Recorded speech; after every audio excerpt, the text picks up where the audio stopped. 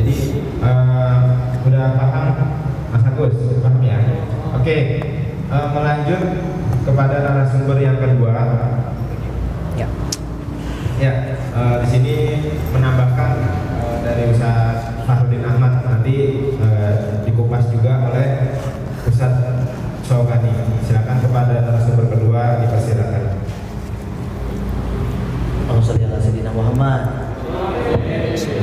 Assalamualaikum warahmatullahi wabarakatuh. Waalaikumsalam. Baik, langsung saja. Tadi pemaparan dari narasumber pertama Ustaz Fahrudin Ahmad cukup mencengangkan saya. Ya, saya nggak sampai banyak baca seperti itu dari tapak tilas dari awal dari perdagangan itu nggak sampai begitu saya. Iya, sepertinya udah diborong-borong semuanya sama Ustaz Fahrudin. Cuma di sini saya akan menyampaikan sedikit saja. Ya, tadi yang dibahas adalah Syiah, apalagi Khawarij sama Murji'ah. Di sini bagian saya akan sedikit membahas tentang paham Mu'tazilah, Qadariyah, Jabariyah itu ya. Mungkin dengan bahasa yang enteng biar gampang dipahamin begitu. Ya. Jadi memang pada dasarnya bahwasanya Islam itu terpecah ketika Nabi Muhammad wafat. Benar yang dikatakan Ustaz Fahrul bahwasanya ketika Nabi Muhammad wafat itu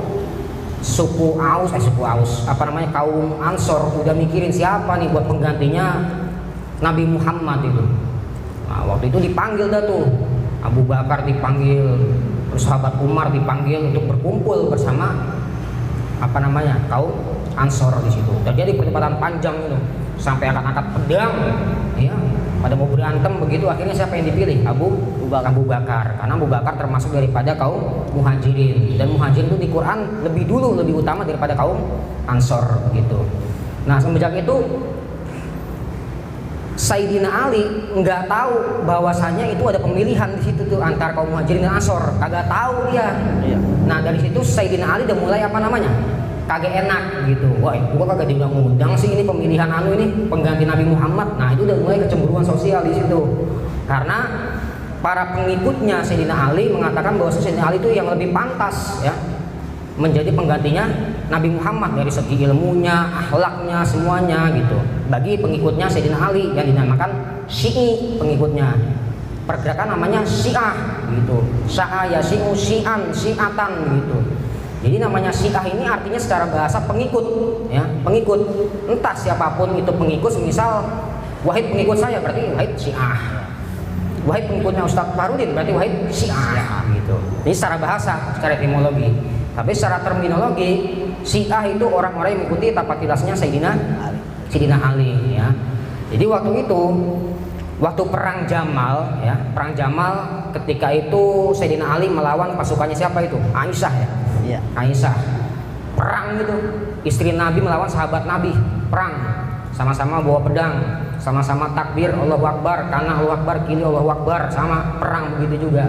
Akhirnya Sayyidati Aisyah kalah tuh, kalah, diborgol tangannya. Kalau kata Sayyidina Ali, saya dapat langsung dari cerita ini nih, dari orang tua saya Kiai Ahmad Ibzillah, dikatain begini, siapa namanya? Sayyidati Aisyah, oh, perempuan tabarruj nih, kata begitu. Artinya tabarruj itu keluyuran, perempuan suka keluyuran, mengangkat pedang, perang gitu. Nah, sekarang tabarruj ini dipakai produknya orang Wahabi, tabarruj ya, artinya berhias, tabarruj itu. Tapi zaman dulu Sayyidati Aisyah dikatain sebenarnya namanya tabarruj, suka keluyuran, perempuan yang kagak bener daripada kata begitu. Kenapa si Sayyidati Aisyah memerangi Sayyidina Ali? Karena dia nggak setuju juga. Kenapa Ali yang mimpin? Di situ juga ada kecemburuan, udah kebencian, udah gedek tuh Aisyah. Karena apa? Udah dituduh selingkuh Aisyah tuh waktu perang apa tuh ya? Badar apa perang Uhud tuh? Iya. Nah, dituduh selingkuh sama Sayyidina Ali, udah gedek situ Sayyidina Aisyah. Nah, udah kalah, muncul lagi pergolakan di situ Muawiyah, namanya perang Siffin, di lembah Siffin ya, perang Siffin itu. Nah, situ mulai perang lagi yang dikatakan Ustaz bin Ahmad, perang gara-gara politik. Ada namanya nanti setelah peperangan timbul namanya proses arbitrase atau proses tahkim, perundingan di situ ya. Nah, di situ muncul namanya ada Syiah, Khawarij, Murji'ah. Nah, sebenarnya Syiah ini udah muncul ya, udah muncul duluan semenjak Nabi Muhammad wafat, udah muncul itu pengikut Ali gitu ya. Perlu diketahui bahwasanya orang-orang Syiah ini kan macam-macam tuh. Ya.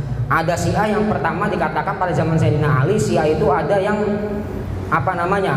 mengakui 4 sahabat Nabi nih. Siapa namanya?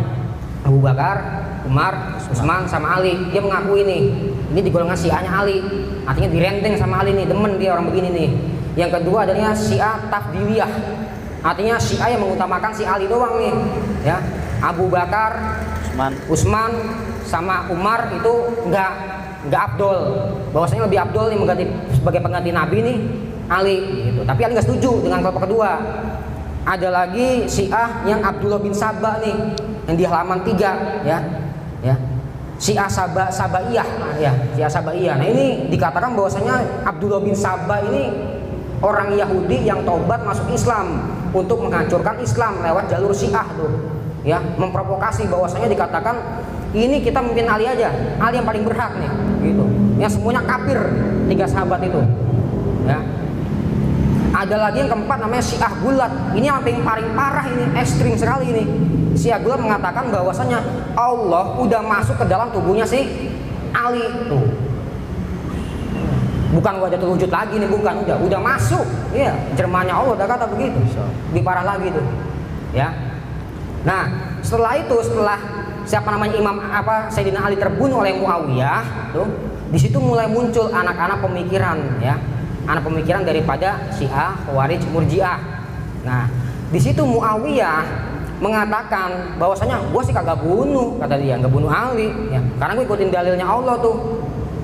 Wallahu khalaqakum wa ma ta'malun, wa khalaqa wa ma ta'malun, bahwasanya Allah menciptakan manusia dan segala perbuatan manusia. Tuh. Timbullah bibit-bibit Jabariyah di situ. Ya. Artinya Jabariyah bagaimana? Semua tindak laku kita, semua perlakuan kita itu Allah yang ngatur. Kita ibarat wayang begitu. Wayang ya. Dimainin nama dalang. Jadi Muawiyah ngengkelnya begitu. Gua kagak bunuh, gua sih ngikutin takdir gua, oleh nentuin.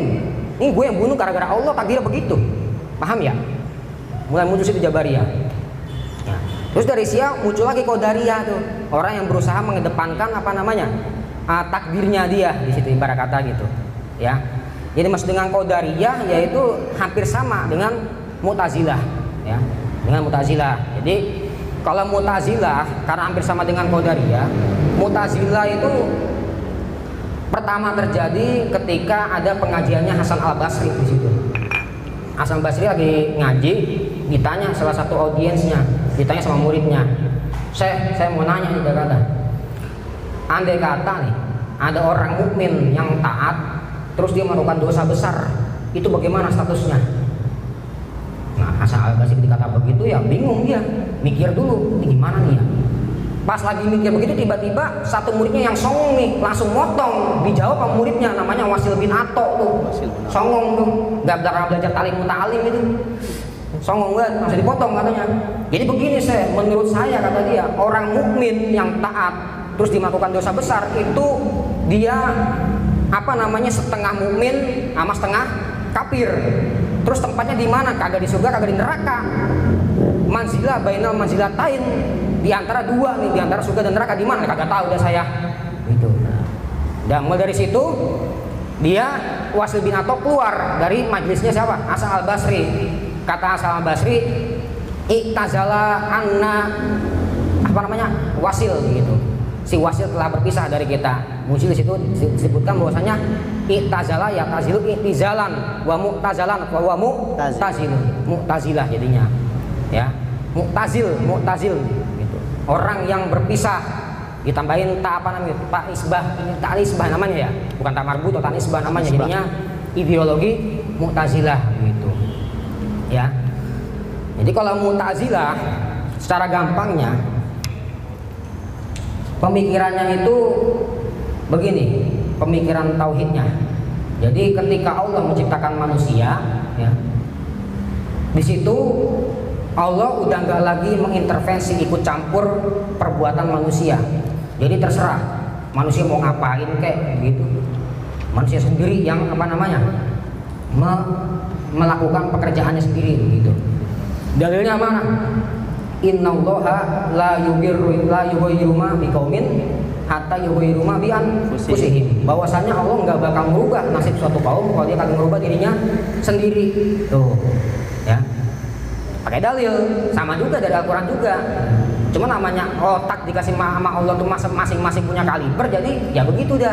Ya, jadi semuanya teologi Islam bersumber dari Al-Qur'an gitu. Jadi ibarat kata orang Mu'tazilah, kita ngelakuin apapun dosa ya udah terserah kita begitu. Nanti masuknya ke sini ketika kita udah di akhirat, masuknya ke mana? Nih, ke Al-Adl. Ya, halaman 6 tuh. Mu'tazilah memiliki 5 asas hukum. Al-Adl. Adil, artinya ya Allah. Kalau kita berbuat dosa ya udah Allah yang hukum. Kalau kita berbuat baik ya udah Allah yang dapat ngasih surga gitu ibarat kata. Al-wa'du wal wa'id sama kayak hukum dia, antara janji dan ancaman sama juga begitu. Yang tadi manzilah bainal manzilatain ya begitu juga sama ya. Jadi orang yang taat, mukmin yang taat dengan orang yang berbuat maksiat itu tempatnya di mana? Di antara surga dan neraka gitu. Di mana tuh? Mungkin dibuat telapak kaki ibu kali ya. Ya. Jadi begitu ya. Jadi kita sebagai santri ini kudu pinter menyikapi pemikiran. Memang benar bahwasanya pemikiran itu muncul pertama satu abad sebelumnya itu peperangan lewat jalur politik, tapi semakin kesini mulai adanya pemikiran, artinya perang dingin. Bukannya perang dingin pakai bau batu es, bukan. Perang dingin artinya pakai otak pikiran ya. Itu bos lebih bahaya lagi. Lah kalau misal kita perang bawa senjata nih, jepret, dibacok, yang kena cuma satu orang doang.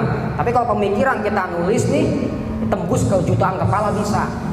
Karena perang dingin itu lebih bahaya. Makanya santri Nahdlatul Ulama harus disiapi kayak ginian nih, ya. Kita harus kembali kepada paham Ahlussunnah wal Jamaah. Nah, dia ini bawa oleh siapa? Imam Hasan Al-As'ari, Abu Hasan Al-As'ari. Nah, sedikit lagi bahwasanya Abu Hasan Al-As'ari itu dia orang yang pernah taubat dari paham Mu'tazilah itu. Iya. Ya, orang pernah taubat. Ya. Dia punya bapak ini namanya Abu Ali Al-Jubai kalau nggak salah, itu orang Mu'tazilah. Ya. Masih dengkotnya siapa? Wasil bin Atau itu.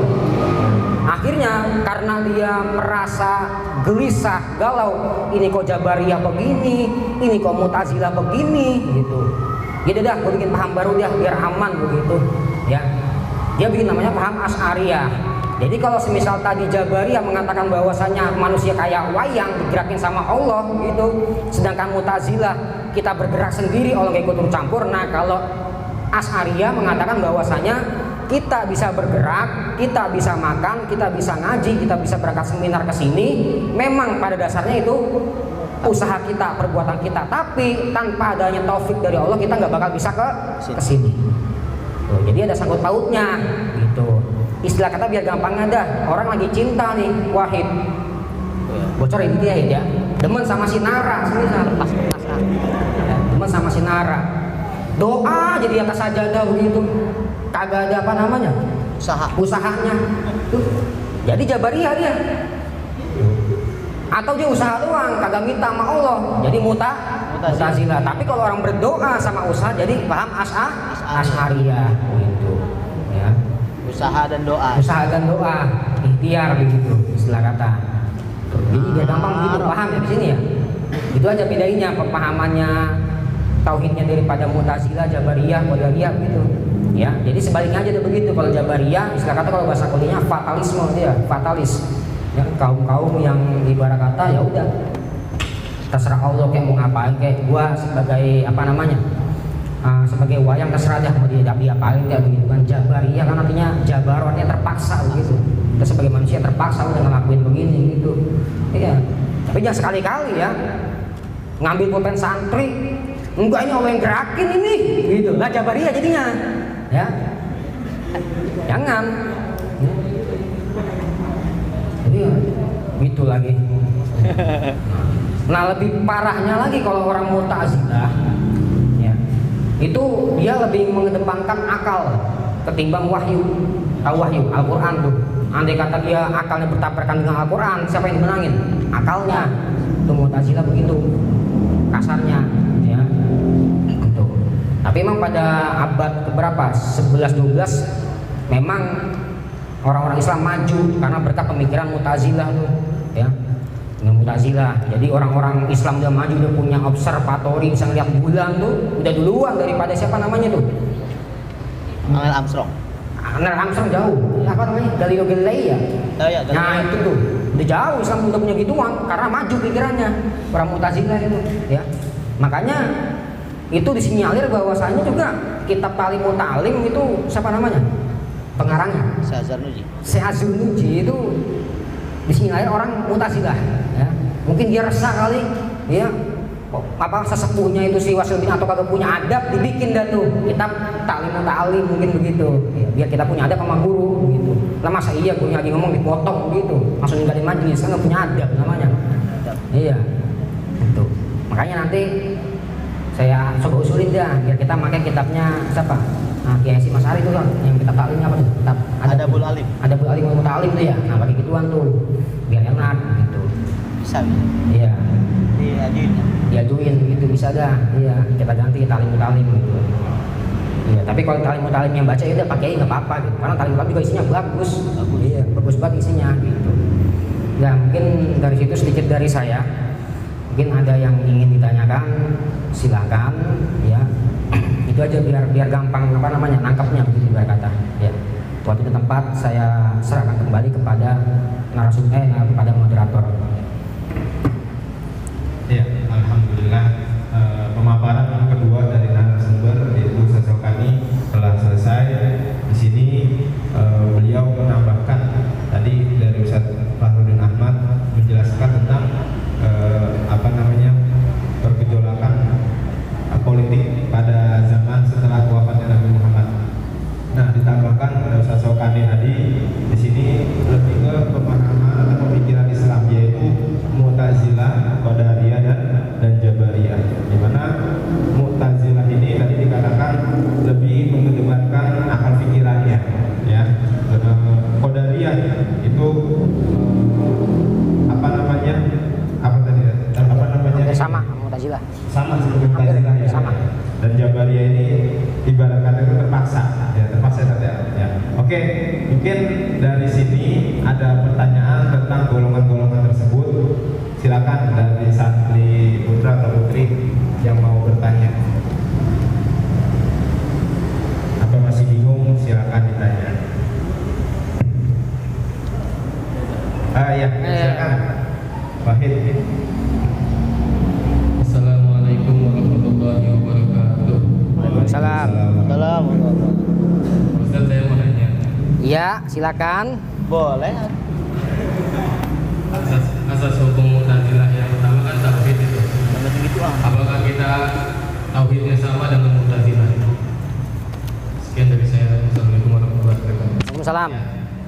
Terima kasih Wahid. Pertanyaannya apakah kita sama dengan Mu'tazilah gitu ya? Tauhidnya. Satu lagi dari santri putri nih, meneng baik meneng sakit. Menang baik. Ayo, Silakan. Hanum menanya Hanum ya. Ya Hanum kacamatanya mana? Ya, Kacamatanya mana? dikasih aja jangan diseret. Hah? Siapa Kacamatanya. ini? Oh ada. Ya Nina. Iya. Assalamualaikum warahmatullahi wabarakatuh. Waalaikumsalam. Salam. Saya mau nanya tentang kaum Mu'tazilah. Bagaimana peran kaum Mu'tazilah pada Indonesia zaman sekarang ini? Terus apakah masih ada kaum Mu'tazilah pada zaman ini atau memang dahulu aja gitu? Iya. Pertanyaannya Nina ya. Ya. Apa peran kaum Mu'tazilah pada zaman sekarang ini? Dan apakah golongan tersebut masih ada atau memang hanya pada zaman dahulu saja, gitu ya? Oke, bisa langsung dijawab Ustaz Syaukani? Iya. Ya. Ya, alhamdulillah. Dua pertanyaan sudah terkumpul di sini. Yang pertama pertanyaan dari Wahid. Pertanyaannya, apakah sama akidah atau asas tauhid Mu'tazilah dengan apa? Asy'ariyah, Ahlussunnah Jamaah, ya. Sedikit yang saya pahami bahwasanya ada perbedaan sedikit ya. Perbedaan sedikit. Nah, ini juga bahwasanya Abu Hasan Asy'ari ini apa namanya nggak setuju juga ibarat kata ya. Tapi dia tauhidnya siapa namanya Mu'tazilah tuh sekarang kalau lihat lebih berhati-hati dia, lebih berhati-hati. Istilah kata tauhidnya itu dia menghilangkan sifat-sifat ketuhanan, seperti halnya sifat Tuhan apa tuh? Ada berapa sifat Tuhan? Yang wajib? 20 wujud, idam, bako itu kan ya.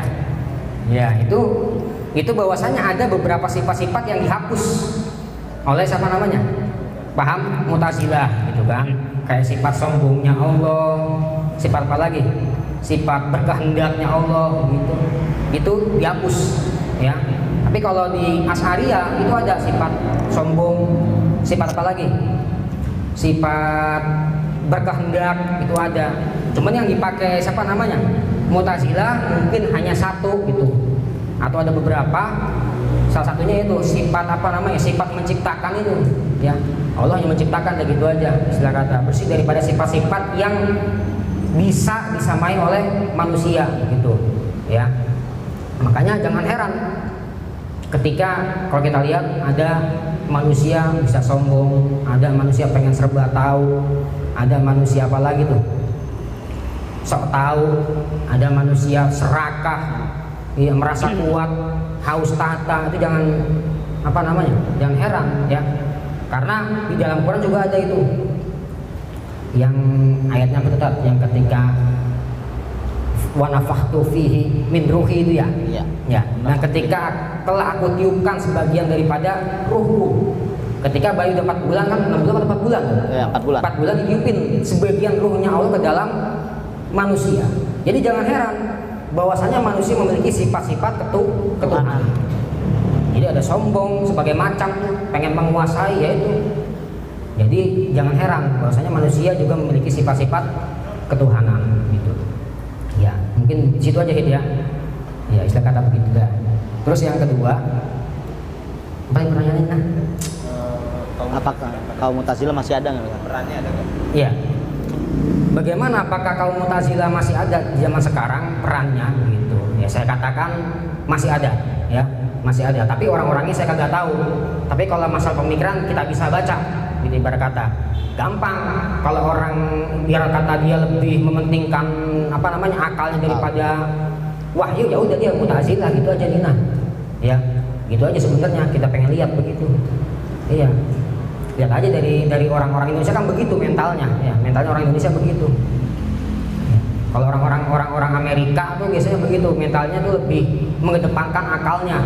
Ya, dia lebih berusaha terus, begitu rasionya dipakai terus, makanya maju. Ya, nggak ada sangkut pautnya dengan Tuhan dia. Gitu. Gitu ibarat kata gitu. Tapi kalau apa namanya perkumpulannya sektenya mungkin kurang tahu dah saya, ya. Apakah masih ada atau enggak gitu. Tapi dari apa namanya sumber-sumber dari partikel pemikirannya itu masih ada gitu. Orang-orang Mu'tazilah gitu. Ya. Istilah kata gitu aja dah orang Mu'tazilah gitu, maunya berusaha aja tanpa berdoa ya udah gitu. Jadi Mu'tazilah gitu. Ya. Makanya kita sebagai orang Nahdlatul Ulama ya kita harus apa namanya? Harus kritis menghadapi apa namanya? Ancaman pemikiran pada zaman saat ini gitu. Ya, kita jangan sampai apa namanya? terbuai begitu. Terbuai dengan pikiran-pikiran yang kagak-kagak begitu. Ya, kayak ISIS tuh kan hampir sama kayak Khawarij gitu ISIS. Iya. ISIS ya. Yang dikit-dikit perang, dikit-dikit takbir, dikit-dikit pengen ngebom itu Khawarij ya. Makanya kita harus berhati-hati gitu. Mungkin bisa ditambahkan oleh Ustadz Fardin Ahmad.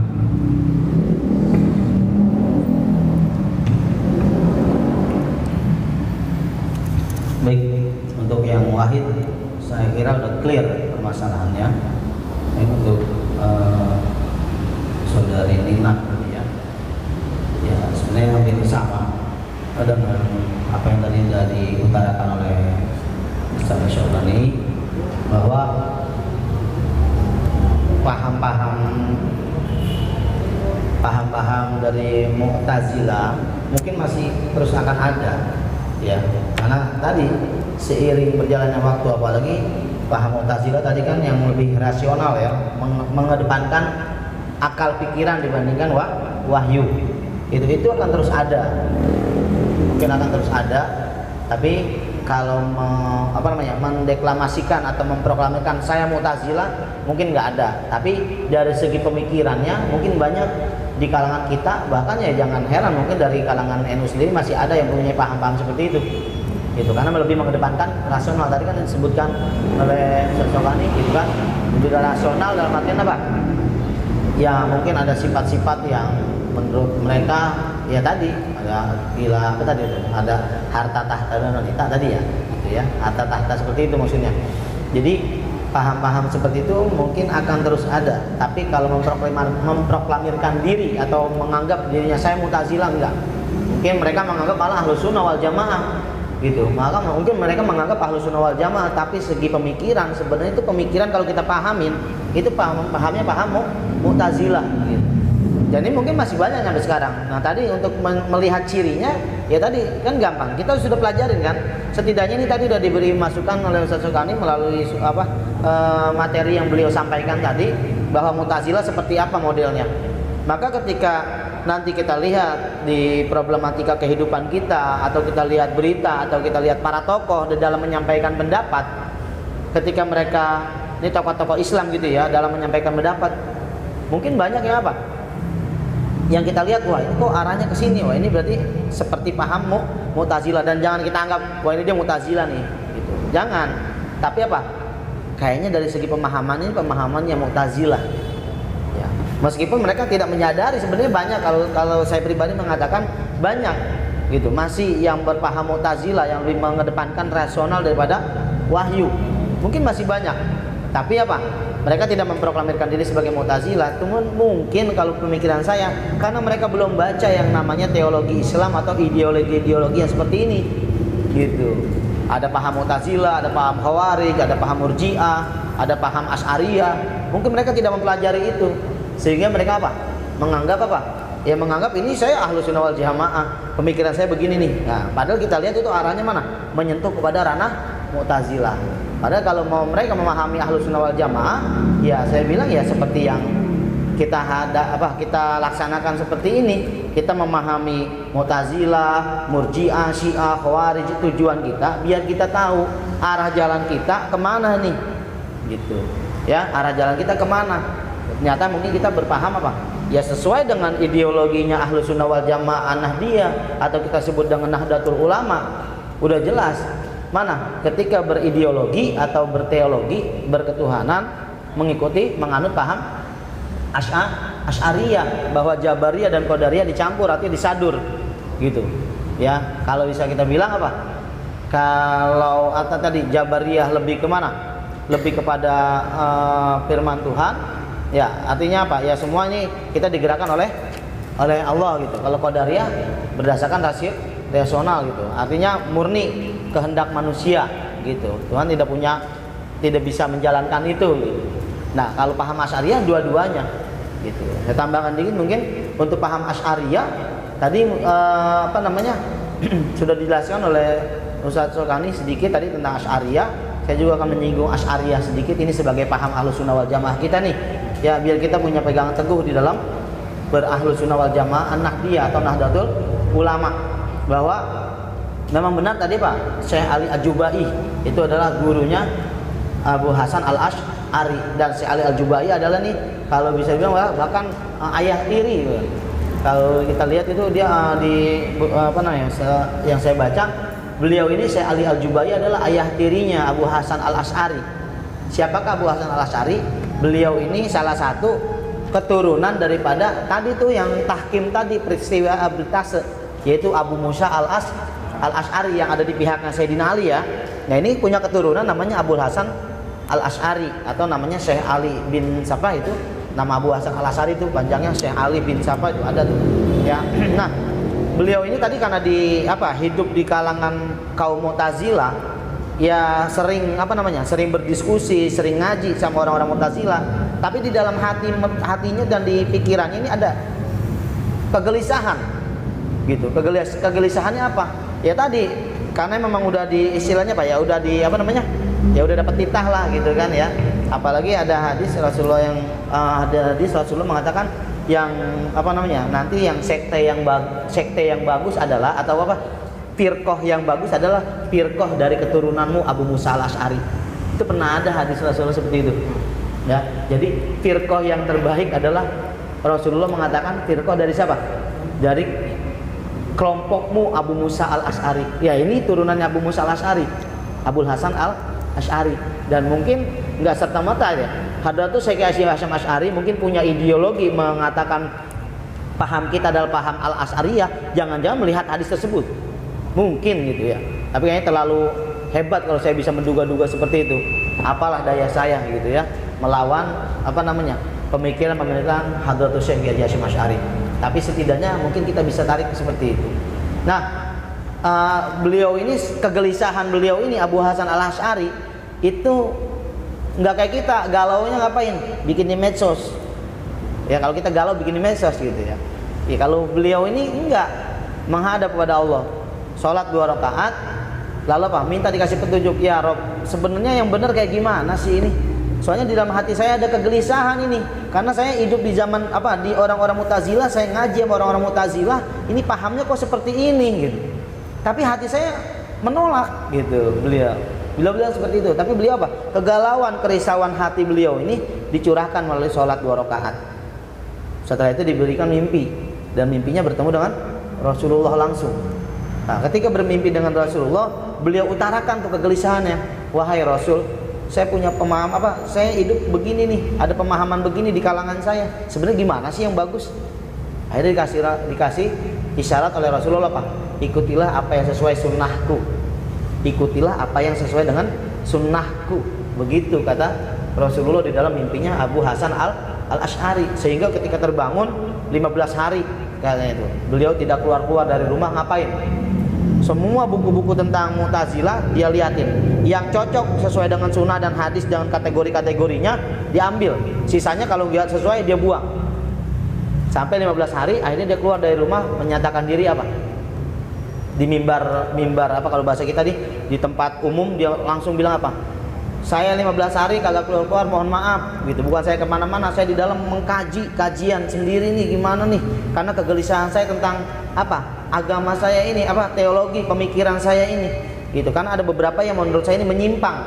Nah, setelah saya 2 rakaat sholat, saya teliti lagi, dan yang menyimpang itu saya buang. Dan mulai saat ini, kata Abu Musa al-Asy'ari, saya melepaskan pakaian saya. Dalam artian melepaskan pakaiannya apa? Dia lepaskan ideologi Mu'tazilahnya, dan dia punya paham baru, yaitu paham al-Asy'ariyah yang lebih menggabungkan paham Jabariyah dan paham Qadariyah gitu. Ya, dan perlu tambahkan lagi satu lagi terakhir nih yang sering terjadi di fenomena kita saat ini ya. Saya kutip itu, Abu Hasan al-Asy'ari pernah berkata di akhir hayat beliau wafat kalau nggak salah 934 Hijriyah ya, 934 itu ya. Itu beliau berkata kata beliau ya, ini berdasarkan dari riwayat dari Zahir bin Khalid dari online. Apa katanya? Ketika telah dekat ajalnya Abu Hasan al-Asy'ari di rumahku di kota Baghdad. Nah, ini kalau kata Zahir bin Khalid. Apa katanya? Beliau memanggilku, maka aku pun mendatangi Abu Hasan al-Asy'ari. Berwasiat. Apa wasiatnya? Aku bersaksi bahwa aku tak pernah mengkafirkan satupun orang dari golongan ahlul kiblah atau orang-orang muslim. Dia nggak pernah mau mengkafirkan orang-orang muslim, karena seluruhnya menghadap kepada zat yang disembah yang satu, dan sesungguhnya perbedaan yang ada adalah perbedaan di dalam penjelasannya saja. Artinya ketauhidan kita sama-sama kepada Allah. Sehingga menurut beliau ini, Abu Hasan al-Asy'ari, kayaknya saya nggak layak untuk menganggap orang lain itu kafir, karena kita menyembah Tuhan yang sama. Cuman perbedaannya adalah masalah pemikiran kita aja gitu. Kalau beliau aja tidak mau mengkafirkan orang, sehebat apa ulama zaman saat ini yang mengatakan keluar dari rombongan kita kafir, itu orang-orang kafir gitu ya. Coba, itu artinya apa? Kalau kita mengaku sebagai Ahlus Sunnah wal Jamaah atau mengaku sebagai orang NU, tiba-tiba di dalam diri kita ngomong itu orang kafir, di luar kita kafir, itu pro kesono sih kafir dia. Itu ulama-ulama su, nggak boleh diikutin, kafir itu. Kalau udah sampai kayak gitu berarti apa? Abu Hasan al-Asy'ari sebagai junjungan kita Artinya di dalam masalah teologi, kalau kita menganggap diri kita sebagai orang Nahdlatul Ulama, jauhkan kata-kata itu. Jangan ada kata-kata mengkafirkan orang. Gitu. Selagi dia masih menyembah Tuhan yang sama, yaitu Allah Subhanahu wa Ta'ala. Jangan nyampe itu ya. Jadi apa? Ini kata beliau di dalam diriwayatkan dari Zuhair bin Khalid. Itu aja yang saya sampaikan. Tambahin aja. Iya, saya sedikit menambahkan ini ada yang menarik dari pemaparan Ustaz Farudin. Saya minta waktu 10 menit lagi mungkin atau 5 menit. Iya. Ya. Selamat. Jadi saya pernah mendapatkan sebuah kuliah. Memang benar dikatakan bahwasanya Imam Abu Hasan Asy'ari nggak pernah atau nggak berani mengkafirkan siapapun. Itu saya rasa entah dia golongan Mu'tazilah, Syiah, Khawarij, Murji'ah, dia nggak berani ngafirin. Ya, karena itu hanya permasalahan pemikiran aja. Kita sama-sama menghadap Tuhan. Artinya pemikiran itu kan sebuah seni berpikir gitu, istilah kata. Ya, jadi jangan sekali-kali kita menganggap Syiah kafir tuh gitu kan. Apalagi sekelas siapa Profesor Quraisy Shihab itu dikatakan Syiah. Terus apalagi ketua PBNU itu, ya Said Abdul Siroj itu dikata-katain Syiah itu kafir, bahaya, ya nggak boleh. Ya, sekelas itu pun dia nggak berani mengatakan orang itu kafir. Ya, sekelas Imam Abu Hasan Al-Asy'ari. Pernah suatu ketika juga saya sorogan sama Wahid, sama Agus, sama Yujib, nggak salah bertiga itu. Ya, ini nggak pernah absen lagi sorogan dulu ya, waktu masih mesra-mesranya sekarang. Firqah. Pernah saya menyinggung suatu hadis di dalam kitab Al-Baijuri, salah daripada kitab Fathul Qorib yang ada 2 jilid itu, bahwasanya nanti Nabi Muhammad bersabda, nanti ada seorang mujahid Islam atau seorang pembaharu Islam yang setiap akhir 100 tahun sekali diutus oleh Allah untuk menyelesaikan segala problematika umat itu. Ya. Itu dikatakan bahwasanya mujahid yang pertama pembaharu Islam itu Umar bin Abdul Aziz. Ya. Yang kedua ada lagi Imam Asy-Syafi'i. Itu menjadi Islam akhir 200 tahun. Akhir 300 tahun muncul yang kita pakai ideologinya siapa? Abu Hasan Al-Asy'ari. Yang ketiga muncul Imam Abu Bakar Al-Baqilani. Yang keempat muncul lagi Imam Abu Hamid Al-Ghazali yang kita pakai nih asas-asas daripada tasawufnya. Sesungguhnya kita harus bersyukur itu, ya. Kita berada di bawah bendera orang-orang yang ditakdirkan Allah sebagai mujahid Islam. Setiap 100 tahun kali muncul orang seperti itu tuh apa nggak luar biasa gitu. Ya. Ada lagi nanti yang ke-6 Imam siapa namanya? Fakhruddin Ar-Razi itu. Fakhruddin Ar-Razi, Imam ahli tafsir sekaligus seorang filsuf. Jadi dia mengarang kitab tafsir dipadu dengan ilmu filsafat. Bahkan saya pernah melihat YouTube-nya Gus Baha. Beliau pernah membaca kitab dari tafsir Ar-Razi itu kebingungan karena saking sulitnya memahami tafsir digabung dengan filsafat. Makanya kita harus bersyukur ini, ya. Kita berada di bawah pemahaman dua orang ya. 2 orang yang sekaligus menjadi mujahid Islam. Siapa? Imam Asy-Syafi'i, 3 malah ya. 3 Imam Ghazali sama Abu Hasan Al-Asy'ari. Bahkan di akhir hayatnya Imam As-Suyuti yang pengarang kitab Tafsir Jalalain, dia berdoa sama Allah minta menjadi mujahid yang kesekian ya. Pengen jadi mujahid Islam yang kesekian, pembaharu Islam. Ya. Semoga dari Satria Lisan mungkin muncul dah mujahid terakhir dari Lisan nanti. Pembaharu Islam. Ya, yang bakal menyelesaikan semua problematika umat, yang bakal memberantas semua orang-orang yang mudah mengkafirkan, ekstremis radikal begitu, mungkin bakal muncul dari sini. Siapa tahu kan, tapi kita kagak tahu. Amin. Iya, siapa tahu mungkin Wahid atau Agus atau Yujib dan lainnya gitu. Amin ya Rabb. Iya, atau samping saya ini gitu ya. Ustaz Farid sama Ustaz Bisri jadi menjadi Islam gitu. Iya, yang tahun berapa sekarang udah masuk berapa Hijriah nih? 1400-an ya? 40 ya. Atau masih 500? 1400. 1400 ya? 1400. Mungkin nanti di akhir 1400 muncul dari Al-Islam menjadi Islam. Amin ya Rabb. Ya, mungkin itu saja yang bisa saya tambahkan. Kurang lebihnya mohon maaf. Wassalamualaikum warahmatullahi wabarakatuh. Salam. Ya. Alhamdulillah dari pemaparan 2 narasumber kita telah selesailah seminar pada jilid ke-7 hari ini. Semoga apa-apa yang sudah dipaparkan oleh narasumber kita menjadi bekal kita di hari yang akan datang dan menjalani kehidupan dengan baik. Ya, mungkin dari teman-teman santri ini masih membahas tentang agama itu masih mengikuti orang tua. Ya, karena kita masih dari yang pertama kali jilid pertama itu, ya kita hanya sebagai mengikut agama kita, cuman hanya apa? Mengikuti agama orang tua. Kita belum berpikir sejauh mana agama yang sudah dibawa oleh orang tua. Apakah agama yang dibawa orang tua itu baik atau enggak? Ya, yang sudah kita lihat, bahkan kalau kita lihat yang baru-baru masuk Islam seperti artis ya, Deddy Corbuzier, itu lebih, bahkan menurut saya malah lebih alim dia, karena dia berpikiran benar-benar apa? Realistis. Apa yang dia pikirkan bahwa agama Islam itu benar-benar agama yang membawa dia lebih baik. Kalau kita kan cuma sebatas ikut orang tua. Nah inilah adanya seminar ini, kita lebih banyak berpikir bahwa oh iya ya, pada zaman dulu seperti ini, pemikiran-pemikirannya seperti ini, dan sudah ditambahkan oleh Ustaz Syaukani tadi bahwa kita bersyukur sekali sudah mengikuti jalannya yang sudah benar-benar apa? Yang sudah diberikan jalan yang benar. Ada Imam Ghazali, katakan Abi Hasan Al-Asy'ari, ya kan, Imam Syafi'i, ya kan. Nah ini adalah apalagi Abu Hamid Al-Ghazali ini kan hujatul Islam, ya luar biasa. Makanya tadi didoakan Mas Syaukani ini semoga dari santri Alisan nanti akan ada mendatangkan mujadid baru. Ya mungkin alhamdulillah telah selesai seminar kita pada hari ini.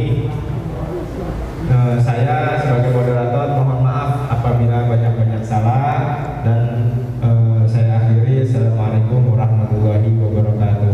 Padanya disilakan MC. Alhamdulillahirrahmanirrahim. Sudah mulai terasa ya, sudah di penghujung acara. Semoga berakhir acara ini bisa menambah pengetahuan kita tentang NU dan Islam. Lalu acara yang terakhir yaitu penutup sekaligus doa yang akan disampaikan oleh Ustadz Ahmad Farudin SHI MH. Kepada beliau kami persilakan. Sallallahu alaihi Muhammad.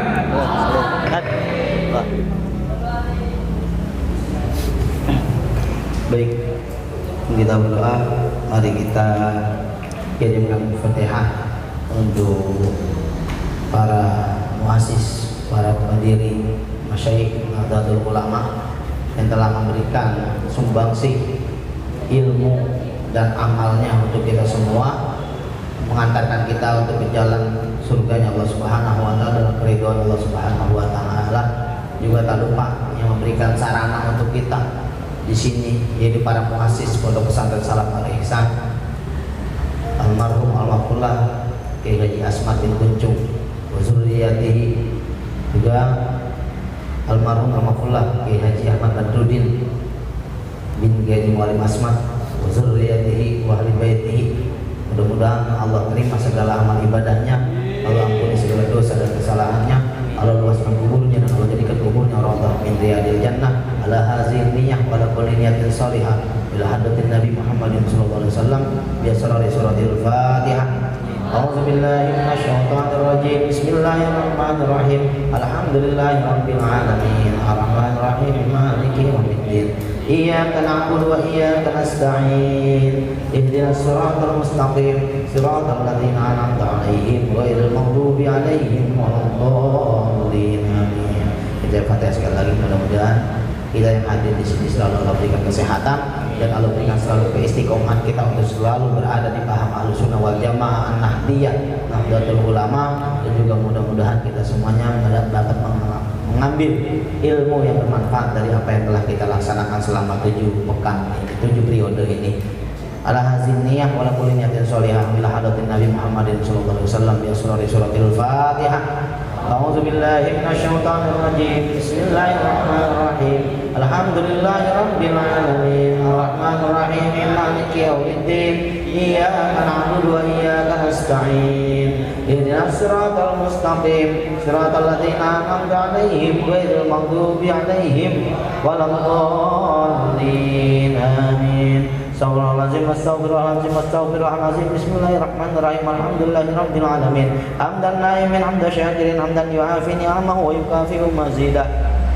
Ya Rabbana lakal hamdu wa lakal syukru kama yanbaghi li jalali wajhikal karim wa li azimi sultanik. Allahumma shalli wa sallim wa barik ala sayyidina Muhammad wa ala ali sayyidina Muhammad. Rabbana zalamna anfusana wa illam taghfir lana wa tarhamna lanakunanna minal khasirin. Wa tub alaina innaka antat tawwabur rahim. Rabbi ighfir lana wa li walidayna warhamhuma kama rabbayana shighara. Wa li jami'il muslimina wal muslimat wal mu'minina wal mu'minat al ahya'i minhum wal amwat. Allahumma anfa'na bima 'allamtana wa 'allimna ma yanfa'una wa zidna 'ilman nafi'a. Allahumma iftah lana futuhal 'arifin. Allahumma yassir wa la tu'assir, yassir lana umurana kullaha, la haula wa la quwwata illa billahil 'aliyyil 'azim. Allahumma ij'al jam'ana hadza jam'an marhuma wa tafarruqana min ba'dihi tafarruqan ma'suma. Allahumma ij'al jam'ana hadza jam'an marhuma wa tafarruqana min ba'dihi tafarruqan ma'suma. Allahumma ij'al jam'ana hadza jam'an marhuma wa tafarruqana min ba'dihi tafarruqan ma'suma. Rabbana taqabbal minna innaka antas samiul alim wa tub 'alaina innaka antat tawwabur rahim. Rabbana atina fid dunya hasanah wa fil akhirati hasanah wa qina adzabannar. Wa sallallahu ala sayyidina Muhammadin wa ala alihi wa sahbihi wa sallam. Subhana rabbika rabbil izzati amma yasifun wa salamun alal mursalin walhamdulillahi rabbil alamin. Assalamualaikum warahmatullahi wabarakatuh.